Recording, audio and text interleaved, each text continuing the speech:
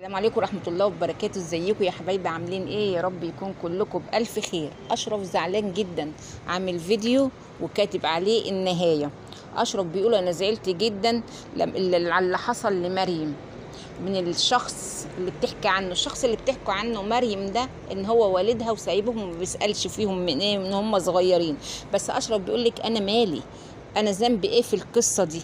هي لما رجعت البيت رجعت عشان حست نفسها انها مكسورة، مش رجعت من اللي حصل لها من والدها، يقصد مش رجعت عشان حاسة ان هي عايزة ترجع لأشرف، ان هي بتقدر أشرف.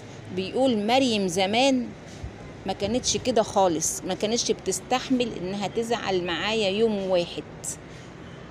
مريم لما روحت البيت ما لقيتش أشرف، راحت قالت له انا رايحه عند مامتي وبقى تعالى خدني.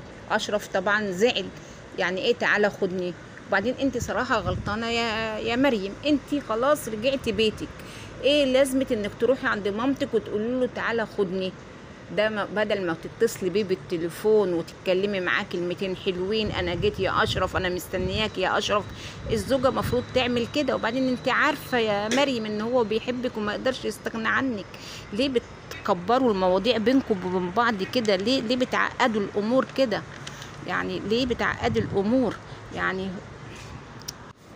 كمان أشرف زعلان جدا، بيقول ان هي ما قدرتش والدتي، ان هي راحت لها المشوار ده كله، ومامته كانت بتقول له هي مريم بتحبني واكيد هتسمع كلامي وهترجع معايا. فمريم ما رجعتش مع مامته وقالت لهم لا مش راجعه، فده مأثر فيه جامد. يعني حتى مامته زعلت في نفسيتها، زعلت وقالت له خلاص سيبهم براحتهم، شوفهم هم هيعملوا ايه.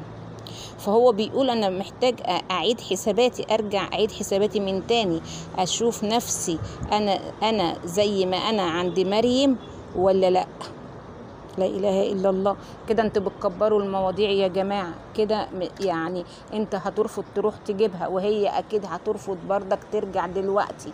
فصلوا على النبي كده، صلوا على النبي واهدوا، مفيش داعي لك انت كده هتخربوا البيت. دلوقتي انت بقيت شادد وهي شاده، انت ليك حق يا اشرف، انت رحت لها كتير، انت رحت لها كتير وهي اتمسكت برأيها، لا مش جايه دلوقتي، لا مش جايه دلوقتي. بس برضك ياما بيحصل بين الازواج، فانت ما تخربوش البيت. انت بتحبها ومش هتقدر تعيش من غيرها، وهي كمان بتحبك ومش هتقدر تعيش من غيرك. أشرف كمان اللي مزعله بيقول ان هي حتى لما كسرت بخاطر امه وما جاتش معاها ولا رجعت معاها، ان هي حتى من ساعتها لحد دلوقتي مثلا ما اتصلتش بمامته واعتذرت لها او كلمتها او قالت لها اي حاجه. بصي يا اشرف، مامتك ست محترمه وست عاقله وفاهمه، فاكيد هتقدر اللي مريم فيه، فاكيد مش هتزعل منها. حتى لو زعلت هتروق على طول. ليه؟ لان مامتك بتحب مريم ومريم بتحبها.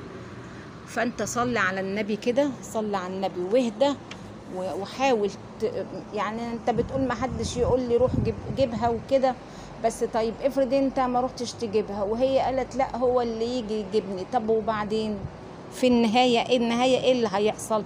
الخلاف هيكبر بينكم وبين بعض. معلش يا أشرف، تعالى انت على نفسك، تعالى انت على نفسك عشان الموضوع ينتهي، وروح هاتها. وبرضك اعمل في حسابك برضك ان هي جت، اي نعم انت بتقول جت لما انكسرت من الراجل ده اللي هو والدها، اللي هو باباها، يعني مش جاي عشان أشرف. معلش يا سيدي، معلش، ياما بيحصل بين الأزواج، فانت ما تخربش بيتك، ما تخربش بيتك. انت عارف ان هي ما تقدرش تستغنى عنك ولا انت بتقدر تستغنى عنها. هتقعدوا كل واحد يعاند في التاني، ده انت تيجي تاخدني، لا هي تقول لك انا لا، انت تقول لها انت ترجعي وهي تقول لك لا انت اللي تيجي تاخدني. طب اديك اهو في اخر الفيديو ايه؟ دمعت لانك مش قادر تبعد عنها. انت نفسك بتقول ده حتى ما اهتمتش وتسأل عليا وانا قاعد وحدي وامي سافرت، ما اهتمتش باكل ان انا اكلت ولا ما اكلتش، بجيب اكل من بره، عايشه على الدليفري.